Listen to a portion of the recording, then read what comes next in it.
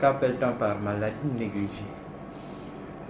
Maladie négligée, c'est un groupe de maladies qui, jusqu'à un passé récent, avait moins d'importance. Les gens accordaient moins d'attention à ce groupe-là. Et tout le monde a réagi au dernier moment pour dire que nous devons tous faire quelque chose. Et donc, c'est pour cela que jusque-là, on les appelle maladies tropicales négligées. D'accord. Mais le terme négligé suppose une attitude volontaire. Est-ce dire que c'est volontairement que ces maladies sont négligées? Volontairement, mais c'est par la faute de tout le monde. Hein. On les appelle négligés tout simplement parce que et les gouvernements qui sont touchés par ces maladies, les pays qui sont touchés par ces maladies, ne donnaient pas suffisamment de soutien à ceux qui pouvaient agir pour trouver les solutions contre ces maladies. Les donateurs étaient préoccupés par d'autres maladies et aujourd'hui tout le monde se rue sur le paludisme, le sida, la tuberculose, pendant que celles-là existent depuis de vieilles années, mais on ne trouvait pas suffisamment de donateurs qui pouvaient aider à lutter contre ces maladies. Même chose du côté des chercheurs. Il y avait moins d'engouement sur la recherche contre ces maladies, si bien que beaucoup de ces maladies ont à peine 1 ou 2 médicaments pour les soigner.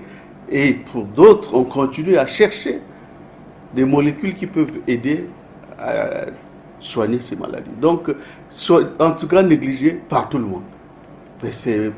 En tout cas, ça a attiré très peu d'attention de tout le monde. Pouvez-vous énumérer quelques-unes? Oui, pour le Congo, dans notre plan national de lutte contre les maladies tropicales négligées, nous les avons regroupés en 3 groupes.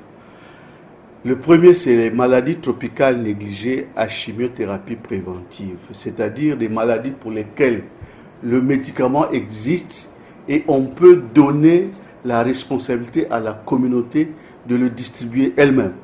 Donc, c'est un traitement de masse. On n'a pas besoin de faire un diagnostic individuel pour lancer le traitement. Voilà pourquoi ils sont regroupés en maladies tropicales à chimiothérapie préventive et on en a 5 au Congo. Donc, il y a l'onchocercose, la filariose lymphatique, la schistosomiase, les géohelminthiases ouverts intestinaux et le trachome. Donc ces 5 maladies-là, on peut les traiter en masse sans aller faire un diagnostic individuel. Le deuxième groupe, c'est des maladies à prise en charge des cas. Ici, il faut nécessairement dépister le cas et lui donner un traitement. Et dans ce groupe, nous avons au Congo 3 principales maladies. C'est la lèpre, c'est l'ulcère de Buruli et la maladie du sommeil ou trypanosomiase.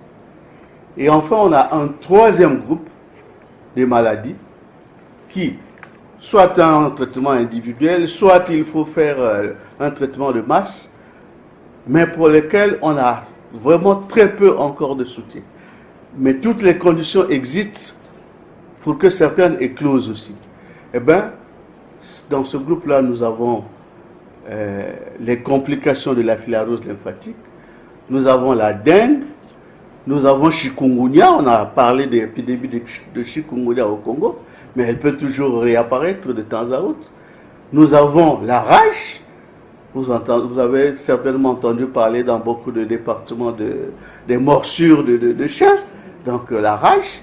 Voilà, ces maladies-là constituent donc le 3e groupe de maladies qui sont appelées maladies tropicales négligées. Mais jusqu'à quand doit-on parler de ces maladies? Ah oui, jusqu'à quand? Vous savez, c'est des très vieilles maladies. Je prends le cas de la lèpre. Nous lisons tous les Congolais essaient de lire la Bible et on trouve la lèpre dans la Bible, donc c'est une très vieille maladie. Mais elle est encore là, on n'a pas encore éradiqué la maladie.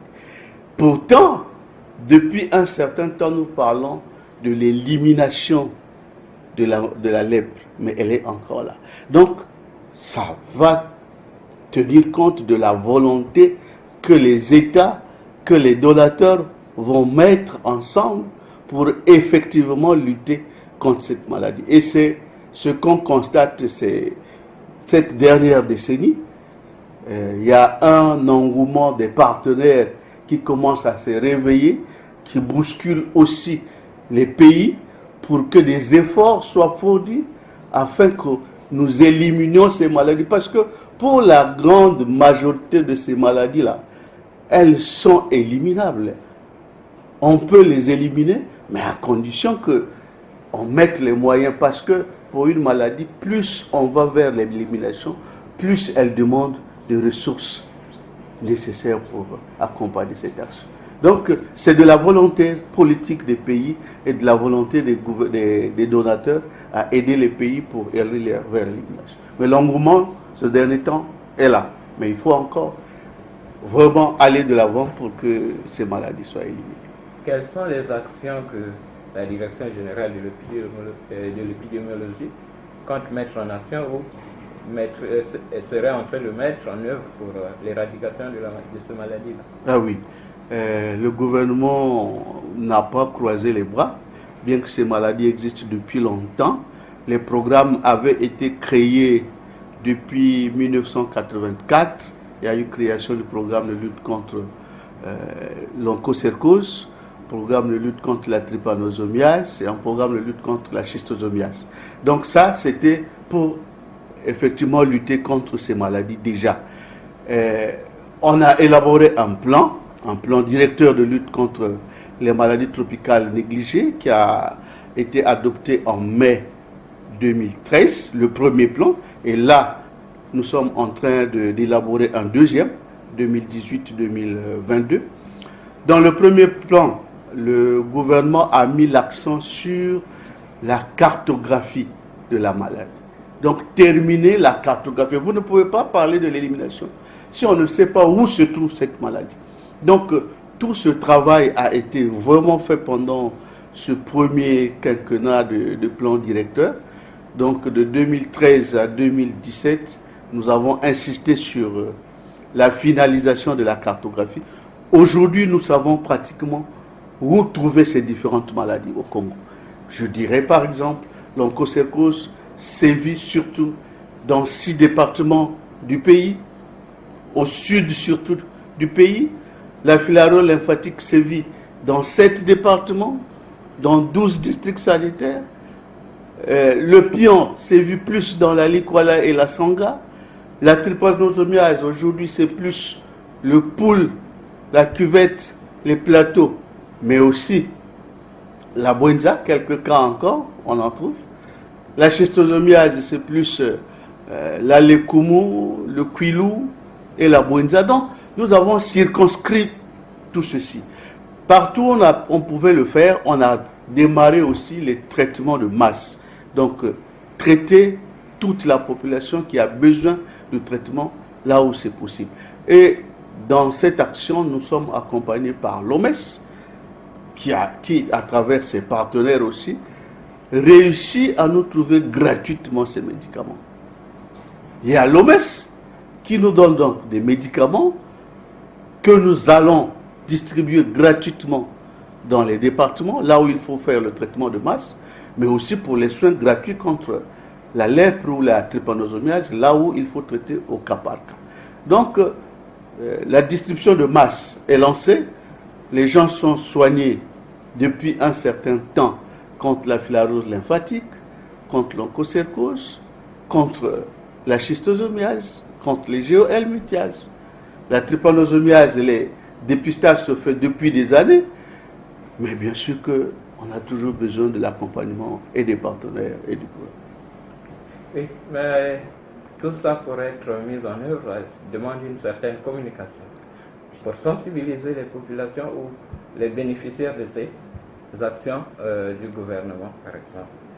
Quelle est la communication ou comment procédez-vous pour sensibiliser les populations? Merci beaucoup. La communication, elle est le maillon incontournable si nous voulons lutter contre une maladie. Et surtout pour celles-là qui sont très peu connues. Et donc, la communication doit être permanente. Mais comme vous le savez aussi, au Congo, la communication n'est pas gratuite, elle est généralement payante. Et donc, là aussi, les programmes sont parfois coincés. Dans tous les cas, les programmes ne s'arrêtent pas. Et nous allons, ces derniers temps surtout, avec la masse des canaux de médias que nous avons, avec toutes les radios, télévisions qui existent dans le pays, nous privilégions actuellement la communication de proximité. C'est-à-dire que des supports ont été conçus qui montrent la maladie avec des questions-réponses pour les questions que la population peut se poser. Ces supports sont distribués dans la population, sont dans les quartiers, de telle sorte que lorsque la distribution de masse se fait, la population doit aussi connaître de quelle maladie s'agit-il, pour quelle maladie on est en train de prendre le médicament, comment nous devons faire pour éviter, comment nous devons faire pour faire le traitement. De la même chose lorsque nous parlons des géoendométriases, dans les écoles nous distribuons des supports qui leur permettent de savoir c'est quoi ces maladies, comment nous devons faire pour éviter. Nous formons la population dans toutes les communautés qui sont concernées par ces pathologies. Mais le vrai problème, c'est le coût de toutes ces activités. Ces activités coûtent cher et il faut vraiment un accompagnement au programme. Quel message pour ceux qui sont parfois pessimistes quant à la prise de ces médicaments? Ah oui, vous faites bien de le dire, des gens qui sont pessimistes à la prise de médicaments. Il nous est constaté d'ailleurs que les gens sont très réticents à ce qui est donné gratuitement. On pense que ça ne soigne pas ou c'est moins de valeur, alors que nous nous trompons fortement. Nous avons besoin tous de prendre le médicament quand il est distribué dans une localité donnée. Cela signifie que la maladie existe dans cette localité. Et donc, si nous voulons que cette maladie disparaisse de la localité, il faut que tout le monde prenne le médicament. Ceux qui ne le prennent pas restent des réservoirs potentiels de la maladie. Donc, nous devons tous accepter de prendre le médicament dans la localité où est distribué le médicament. C'est vraiment le conseil que je donne à la population. La santé arrive dans le quartier, dans le village, parce que le problème est là et nous devons tous adhérer à la prise de médicaments. Des enquêtes post-traitement ont été faites dans beaucoup de localités, dans beaucoup de villages. On est en train de voir l'onchocercose qui est en train de partir. On est en train de voir la filarose lymphatique qui est en train de partir par la prise du médicament seul, sans même avoir fait une autre action. Le souhait, c'est que les actions soient justement multipliées, les actions de prévention, les actions de traitement, les actions de lutte contre les vecteurs qui transmettent souvent, parce que c'est souvent des maladies vectorielles.